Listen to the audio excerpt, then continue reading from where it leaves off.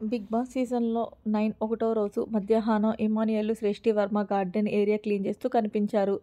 ఈ సందర్భంగా సృష్టి వర్మకి చీపిరి గుచ్చుకుని ఏలు కొంచెం కట్ అయింది. అయినా సరే నేనే పని చేస్తా అంది. మాస్క్ మ్యాన్ హరీష్ వచ్చి చెప్పినా వినలేదు.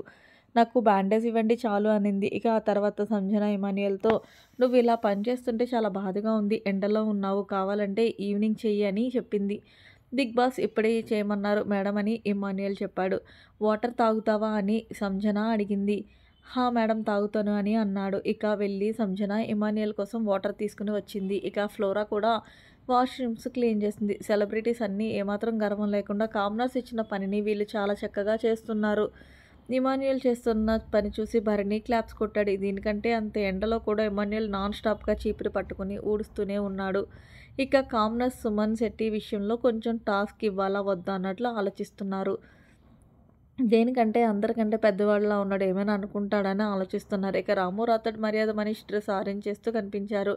ఇక మర్యాద మనీష్ కూడా రామున్న థ్యాంక్ యూ, ఏమనుకోకుండా ఈ ప్యాంట్ కొంచెం వాష్రూమ్ దగ్గర పెట్టన్నా అన్నాడు. నేను స్నానానికి వెళ్తున్నా అన్నాడు. ఇట్స్ ఓకే బ్రదర్, నేను పెడతాను అన్నాడు రాము. మొత్తానికి కంటెస్టెంట్స్ అందరూ వాళ్ళ వాళ్ళ పనులు చక్కగా చేసుకుంటున్నారు. ఇలాంటి మరిన్ని బిగ్ బాస్ అప్డేట్స్ కోసం మన ఛానల్ని సబ్స్క్రైబ్ చేసుకోండి. Thanks for watching. Bye, have a nice day.